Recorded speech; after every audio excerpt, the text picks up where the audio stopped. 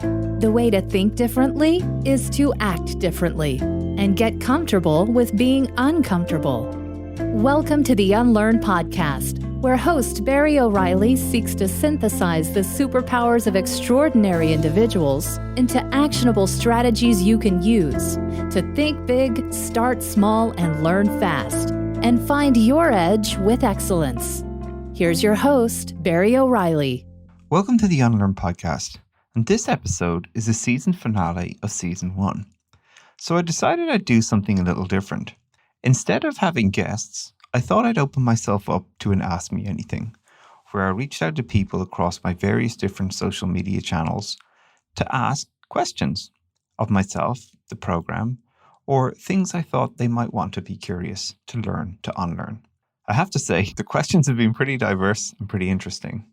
And the way I'm going to try and answer them is actually put them into a random generator. So the questions are just going to come at me one by one. I'll read out who they're from, the name of the person, and the question, and I'll try and answer them to the best of my ability. I'm going to give myself around 25 minutes to do this, because one of the questions I always get is about productivity hacks. And one of my favorites is to do the Pomodoro technique, which means you set a timer for 25 minutes and just go and focus on a task at hand. So I'm going to try and use that technique as we work our way through these questions. I hope you have fun. And again, thanks for listening to the show. At the end, I'll also share how I'm planning to iterate what I'm going to do for 2020. So let's get started. First question. What skill would you like to master? Andy in London. Well, personally, it's probably the piano. I often see people playing and I wish I really could. I play guitars and bass and drums, but I've never managed to make it to the piano. And I often harbor this ambition of sitting in a room with a grand piano, just practicing and enjoying myself.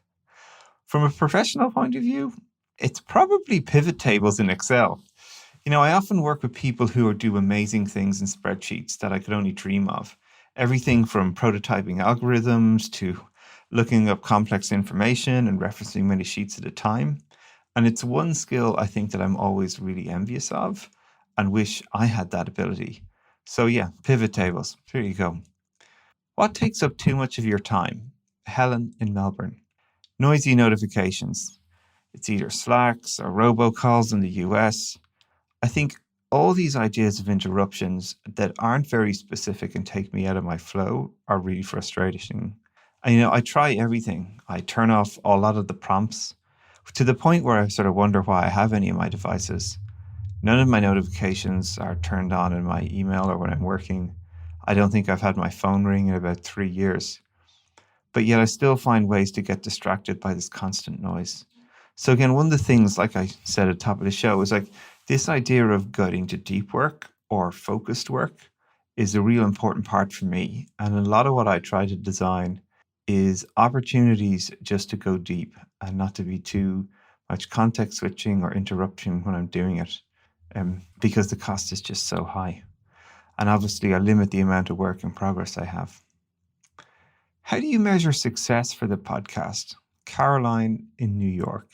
Well, for anybody who's tried to do podcasting, they'll probably tell you that the analytics on these platforms are pretty weak. In fact, the majority of platforms are still optimizing for radio business models. So you'll see people are generally trying to monetize simply by advertising or paid for people attending on shows. And for me, again, this just feels like such a naive use of technology, and a constant trap that we always get in with technology is just copy and pasting a business model from a manual or less technology capability advanced world and just shipping it or digitizing it to the future. So I think being aware that a lot of the metrics that you get from these platforms are vanity metrics. They're often counting or just a number of people who've watched or read, which it makes me feel nice. We've been very lucky. The shows continue to grow. Roughly, I can tell that there's about 5% growth for show on show. But I think what I'm more interested is really like leading outcome-based measures for success. And one of my favorite people to debate metrics with is Gib Biddle.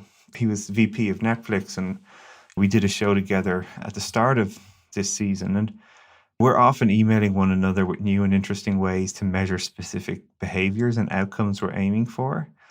when I think about my show, I guess one of the leading indicators or outcomes that I know we're going to have a great show is when a guest might say, I've never shared this story before, or I've never thought of it like that. Those moments, and again, this is one of the reasons I really like recording in person, is because it really brings like the real and authentic conversations to the table. I often get emails about this from people all the time that they listen to the show and they find it as if they're there, as if they're sitting down with us to listen in on these conversations. And again, these are all feedback mechanisms to me, more qualitative feedback mechanisms. But I know when I'm getting feedback like that, that it is creating great shows, that people feel like they're really part of it. Two examples that definitely come to mind are Melissa Perry, when she was sharing how she started the Product Institute from scratch. I think that was such a really interesting story from Melissa about how she sort of practiced what she preaches and identified that by starting to build these videos to teach people very specific product management techniques, that she could start to bundle them and scale them up. And she's built a phenomenal business on the back of it. So I think stories like that are really inspiring. Jake Knapp sharing one of his key unlearning moments around design sprints. That sort of moment for him of recognizing that success was really creating the environment for everybody in the team to succeed, not necessarily just his individual skills, defining his identity. And I thought that like these sort of stories, I think, are just so powerful. And when you listen to them, I think they're really authentic and really give people a boost about what they're trying to both learn and unlearn. What do you wish you knew more about, Ronan in Dublin? Space and cosmology, actually. I think so much of our future is going to be based potentially off this planet. And definitely working with Ed Hoffman, who was the Chief Knowledge Officer at NASA, has really sparked my curiosity about space and how to explore it, how much or how little we actually know about it. You know, spending time with people like him and his peers is just like going to a science fair with just people who are great at telling stories. And, you know, I'm continuously inspired by even the way Ed can share stories. He's one of these really interesting characters who's seen so much. And his role was about making really, really smart people come together to solve really unsolved challenges and tackles them with excellence. He would always share that one of the key challenges at NASA is you had lots of smart people, but they were always afraid to make mistakes or share mistakes with one another. And so much of their culture was about creating it safe for people to share mistakes. And obviously, when they had problems, when mistakes weren't shared, they would turn into mishaps and ultimately catastrophes, resulting in the loss of life on some of the space shuttle missions. So I think the way that they really turned that culture around by getting leaders to start role modeling new behaviors and sharing stories where they had made mistakes, but how they had also improved their systems as a result of that, I think is a great learning. And it was definitely one of my favorite parts about writing the book, is spending time with him and his team. And we're lucky to say that Ed will be on the show in 2020. So I'm looking forward to sharing that one. What's been the single best day of 2019 and why? Prithi in Bangalore. I think being sent a photo of Serena Williams reading Unlearn was pretty awesome, especially because her and her coach Patrick's story was such an inspirational story for me writing the book. And how I even found that story was kind of crazy. You know, I'd just been involved in one of the exec camps in New York City at the airport. You know, it was super cool exec camp. We'd like lots of senior leaders that were responsible for running and operating the airport. We'd taken over an abandoned business lounge in a part of the airport, and we'd set it all up where we had a sort of war room, and we were designing all these experiments, and executives are walking out into the airport and like running experiments in real time. And it was super fun. It was high energy, but so much of it just didn't work. And it was really tough for me because I was sort of trying to figure out like what was wrong, and did I push people too much outside their comfort zone? Were we not pushing far enough?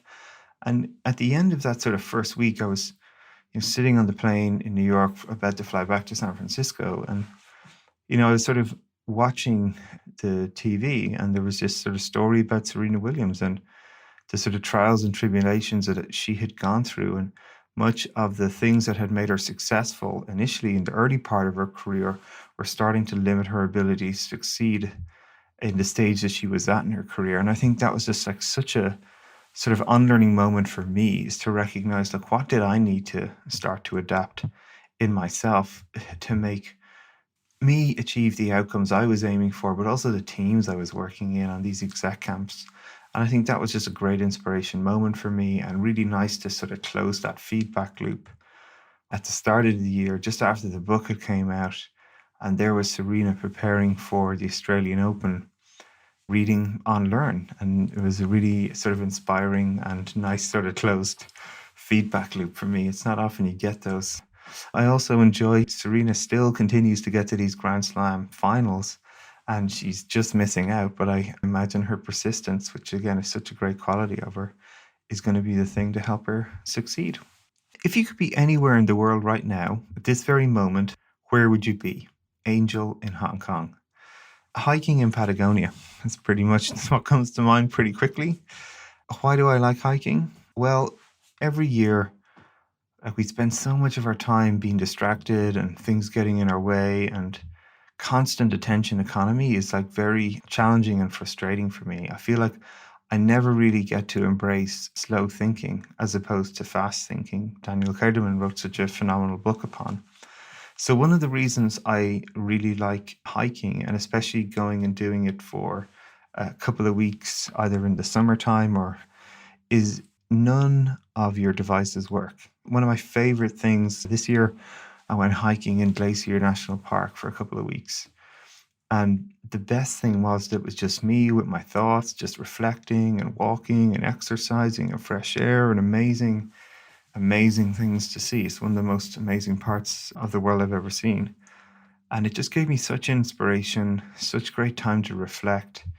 And I think anywhere where you're sort of in those moments of being outside, have a chance to reflect, like beautiful scenery, exercising, everything sort of fell into place when I do these activities. So definitely at various different times of the year, I really like to do digital detoxing, or just get myself away from my day-to-day and have time to reflect. And I think hiking around these places, especially national parks, are a great way for me to do that. What's the most counterintuitive skill to unlearn? Simon in San Francisco. I think one of the most counterintuitive, or maybe just a taboo, I think that really needs to be debunked, is the concept of coaching.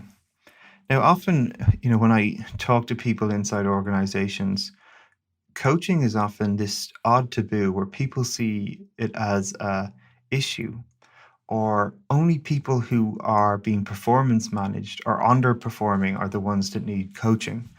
I often get a lot of pushback from leaders who believe, like, well, why are you here telling or working with me? I'm an expert in my field. I know all these different things. And yet, I think counterintuitively, what I continuously find is the highest performers actually have coaching, or seek out people to coach them, or recognize areas of their skills or behaviors that are lacking or they want to improve. So they actively seek coaching to sort of not necessarily tell them what to do, but give them a great reflection tool, or get people to observe their behavior or notice things that are blind spots for them, and offer options about how they could try something different, accelerate things that are working, or areas that you might want to stop and reevaluate. Personally for me, coaching has been probably one of the best investments I've made in myself in the last number of years. And I'm constantly looking for people to coach or mentor or help me in areas that I'm trying to develop. It's like starting a business is one challenge in itself. Like I said, there's other areas I need to grow about my own skills and capabilities, and often it's difficult for me to see those. And I think having a coach helps me not only identify the outcomes I'm aiming for, but really challenges or reflects back to me sometimes the things that I'm saying that are sometimes not obvious to me. And I think it's been one of the biggest breakthroughs I've had. I couldn't encourage people enough to sort of embrace that idea and actively look for coaching to help you improve. Getting comfortable with being uncomfortable is nearly impossible for me. What do you do to actively get uncomfortable? Kirsty in Helsinki. Well, Kirsty, it's very interesting that you say this because I'm probably one of these people where if I'm not doing something uncomfortable, probably makes me uncomfortable. And if anything, I'm probably stealing that from one of your country women, Katri Harris-Solomon, who's the Chief Digital Officer of Finnair. When I first sat down to speak with Katri, we were sort of talking about these different ideas of how do you get uncomfortable with being uncomfortable. And I think one of the sort of aha moments when I spent time with her was her saying that point. Like, she's real interested in creating experiences or opportunities for her to do things differently. And it was really inspiring to listen to her talk about her career and how she's moved from various different modalities, from doing consulting to working inside organizations, from being in startups to shifting to large scale organizations and brands like Finnair, which she continues to do. And I think those sort of senses within yourself where you feel like, am I going into autopilot or am I having automatic responses? I think is often a thing I sort of look out for in myself. And I think that really stood out with Catherine. The other one that really jumps to mind is actually with Kent Beck. And what I love about Kent was not only was he the first person we had on the show, but he is such a great character and just lives his life to the fullest. And my favorite point from speaking with him is he always says, whenever I hear an idea that I hate, that I radically disagree with, that I just think is absolutely wrong, the first thing I have to do is try it. And what I love about that sort of mindset is it really gets you to sort of embrace things that are counterintuitive. It challenges your thinking, it challenges your belief system, but more importantly, you get evidence by trying, by giving something a go and seeing what actually works and what doesn't, and not allowing your expertise to become a blind spot. If anything, it's just going to make your thinking and your beliefs more resilient as you test those beliefs regularly and get outside your comfort zone. So I think both of those two people and examples were real inspiration for me in that question. So the thing I'd be asking you to think about is, if you're trying to get a little bit uncomfortable, think about a small step you can take. And again, one of the great tips one of my coaches gave me about how I could start to sort of learn to unlearn is she would always ask me, on sort of a scale of 1 to 10, write down a challenge or an area that I feel like I needed to focus on. And then find somebody I know or trust and ask them to sort of score me on a scale of 1 to 10 about how well I'm performing on that challenge, or my existing behavior is performing on that challenge. And then when they give me a score, often they'll give me about a 4, I'd be like, okay, so how could I just get half a point better? And again, when you invite people to give you that sort of feedback, a lot of the things they might come back to you with, some of them may feel very comfortable, but others might feel quite uncomfortable.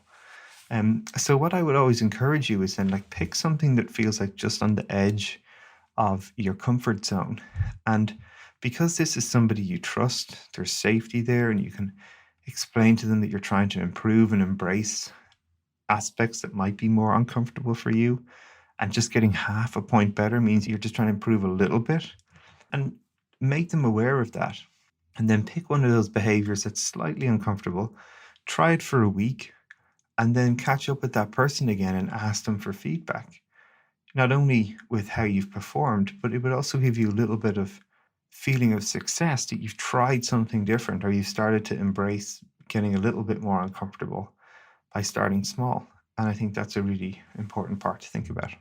What's the most important quality to cultivate to unlearn? This is Gina in Mumbai. Well, when I talk about the different qualities to cultivate to unlearn, there's generally 5. Curiosity, ownership, commitment, comfort with being uncomfortable, and creating safety to succeed. When someone asks me which is the most important of all these, it's really difficult to just identify one. But there's a reason that I sort of describe them in the way that I do. I think curiosity is so key, is because that's how open are you to taking in information that runs contrary to much of your existing mental models or mindset and thinking. The classic example I often use is when you give people tasks to do that you know how to do and they start to solve it differently. What's your initial reaction? Is it to tell them that they're doing it wrong and to fix them? Because if that's the case, you're sort of shutting down these opportunities to learn, to be challenged, to unlearn, essentially. And there's a great example, I think, from Joe Narenya at HSBC, where he would talk about our CEO of the whole global trading group at HSBC would sit down with the graduates and ask them to solve problems that he was working on that day to see how they would do it. And often they will solve things in ways or tools that he wouldn't even be familiar with. And I think that's a great sort of cultural artifact of an organization like that, where it's very hierarchical, bureaucracy heavy, massive organization. And you've got the most senior people in the bank sitting down with some of the most junior, learning to unlearn or seeing how they're being or tackling new problems, which I think is a great step and showcase of curiosity.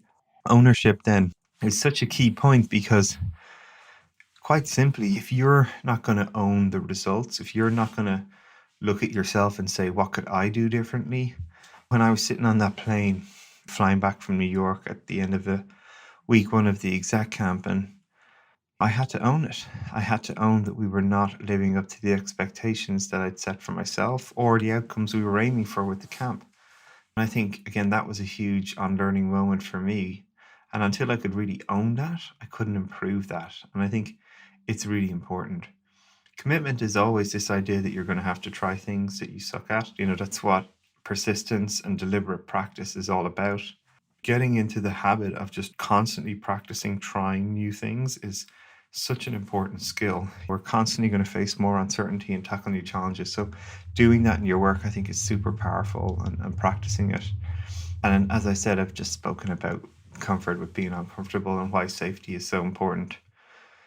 If you can adopt these sort of principles, I think it can be super powerful to help you start to cultivate unlearning in yourself. Again, just scale it back. Pick one. Maybe curiosity is something you want to work on, or ownership, and really focus on that and start from there and build. It's often said that the biggest blocker to success is fear. How do you unlearn fear? Adrian in Johannesburg. Well, I think this is why this thought of thinking big but starting small is so important. The power of starting small, I think, cannot be emphasized enough. If anything, it's probably the toughest point for most people to adopt as they start to unlearn, because small often means way, way, way smaller than people think. And when you're working on these big initiatives, counterintuitively, success is not about scaling up your efforts. It's actually how much you can descale your efforts. How small can you make things and get them done, or start to feel success for starting, for taking a small step and finding out what works and what doesn't. By trying new things and recognizing your ability to attempt is way more powerful than the result you get initially, and then continuing to try and test and improve and get better. I think my favorite example of this was probably Snehal's story from working at Apple. When she was building products and services, she actually didn't know what these services were going to do. She's writing these search algorithms to understand and look up various different components, but they never really know what exactly they're working on, often until some of the end of year releases. And when you're working in these highly uncertain domains, when you're tackling challenges that maybe have never been solved before, the power of starting small, the power of continuously doing small releases, small steps, shows progress, helps the team feel successful, that they're succeeding, that they're moving in potentially the desired direction, and getting feedback and building momentum. All these steps are related to addressing fear, or more importantly, tackling uncertainty.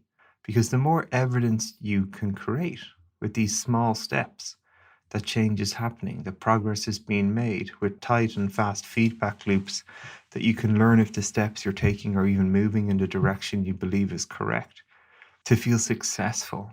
All of these are sort of the antidote to fear because they create evidence of change.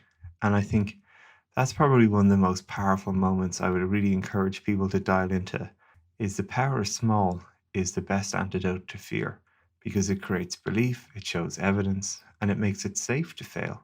By taking small steps, you learn quickly what works and what doesn't, and that allows you to improve. What's your biggest irrational fear? Song in Shanghai. Well, personally, it's probably heights. I remember when we first moved to San Francisco, we went for a run over the Golden Gate Bridge because, that's a thing you should do when you come to San Francisco. And I reckon I beat my mile time by about 40% because once I got on that bridge, I did not look back. I just ran. I don't even think I looked around me. I just ran over the bridge. And I still remember people that were with me were like yards behind me when we finished. I think I was nearly over the bridge and they might have been halfway simply because of my fear heights. So that's one of my biggest irrational fears, potentially. When I think about my biggest irrational fear from a professional perspective, I'd probably say going remote first and believing it would hurt my business, where in actuality, if anything, it's only made it stronger. And I think speaking with Stefan Casrael, who's the CEO of Work, really sort of reminded me of this.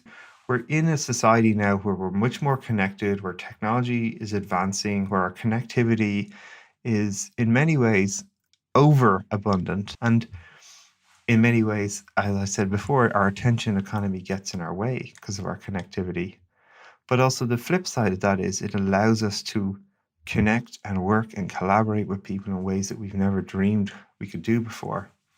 And I think for me, as a company of one with a global business and clients all over the world, most of my clients aren't ever in the same place all the time. Certainly the executive or leadership teams aren't. So this ability or this principle I have of operating remote first with my business has been actually a huge breakthrough for me. And it's allowed me to scale both my availability and my impact globally and work with people all over the world from these multinational and really interesting organizations. So I think this notion that we have to move people to the work actually needs to be unlearned. And really what we should be thinking about is moving work to where the people are. And everybody who collaborates with me in my business, all my partners are gig workers or remote first workers. Very few people are in the same city, never mind the same country. And if anything, I've found it to be a massive competitive advantage because I have found the most amazing partners all over the world who are deep experts in their field. They just prefer not to live in San Francisco or London or New York or Shanghai or wherever it is for you. And I think we're only going to see that trend get stronger and stronger. And for me, it was definitely, or what feels like an irrational fear now. If anything, I wish I'd done it sooner. What's the best metric you've heard this year and why? Akira in Singapore. Well, the best metric I heard is actually only in the last week. I was in Sydney and spending time with Don Price, who's the head of future work for Atlassian. And he had this great metric where he was telling me when he first joined the company 7 years ago, he sat down with his boss at the time and they said to him, we're planning to grow 40% year on year for the next 10 years. That means you're going to have to get 40% better, not just next year, but every year for the next 10 years. And when he said when he got told that, it was one of these moments where his mind just sort of exploded, where he sat there and went, hang on a sec, I'm doing everything I can to try and get better. And yet I'm going to have to get 40% better, not just this year, but every year. So I'm going to have to keep adapting and changing and finding out new systems to work as we scale. And it was just such a fun, interesting way to describe what growth is like. Not necessarily forced growth because the company has those aspirations, but personal growth. If you were to start thinking about yourself and how do you get 40% better every year, I just thought it was a really great framing and a really sort of good statement of writing an unlearning statement, knowing that you're going to try and push yourself to keep getting better 40% every year. What would you keep doing? What would you stop doing? How would you have to evolve? What systems would you have to evolve? How do you move decision making down through the people you work with? How do you find the right people to bring into the team that can do things better than you, that are more inept in certain parts than you are? So I think these were like really great, interesting examples that really stood out for me. And I just thought that was a great metric, and one I'm hoping to adopt and put more forward in my thinking and dashboard. What's the best piece of advice you have been given? Yuko in Tokyo. I wrote a blog on entrepreneurship actually while I was visiting Raijanji in Kyoto, which is one of the world's most famous temples. People might be familiar with it, that stones are placed around this Zen garden that only 14 of 15 are visible at any one time. So it's said to attain enlightenment, eventually you'll be able to see all 15 at one time. And believe me, I've sat in there for quite a few hours and I still could only see 14. But I think when I was writing that blog, it was sort of my first year of running the business myself. And it was a really great reflection for me. But I think the key lesson that I took from that, and I should definitely revisit that blog, is you just don't get one shot. There's actually many. And I think many people mistakenly believe that you only have one shot at success. You know, that introduction, that meeting, the deal. And I think nothing could be further from the truth. You see, entrepreneurship for me is about life. Life is about growth through learning experiences. Sometimes things have gone really well, sometimes they haven't. You know, and what I've found is the trick is just to sort of pick yourself up, dust yourself down, and get ready for your next shot for when it comes around, because it will come around. One of the great inspirations for me was my cousin Phillip, who was an entrepreneur and both grew, scaled, lost, rescaled and lost his businesses many times over. And it was a real inspiration for me that he always would say, you know, if you're still breathing, you haven't failed. Make sure you learn something for the next spin and go get inspired and do it again. So there you go. I think I answered 13 questions. It's always good to end on a prime number, just like this episode is 19 of the first series. It's been super fun to do this podcast. I've learned so much from spending time with these people, and have taken lots on that I need to unlearn as a result. Next year, we're going to be iterating the show. I'm really going to start trying to bring a much broader base of character to the show. I'm going to invite people who are working in fields like medicine, public health, really start to show a broader breadth of people in various different industries, not just technology industries, and not just product or technology departments, about how they're going on their journey to learn to unlearn. It's been a real pleasure that you've tuned in and listened to the show in season 1. I'm always looking for feedback. Don't be afraid to reach out and share it with me. Another thing you can do, one small step that has a massive impact. If you've enjoyed the show, just rate and review it online on your favorite player. Share it with one other person over the holiday season. I think this is a great way to start to scale these lessons as we all learn to unlearn. Have a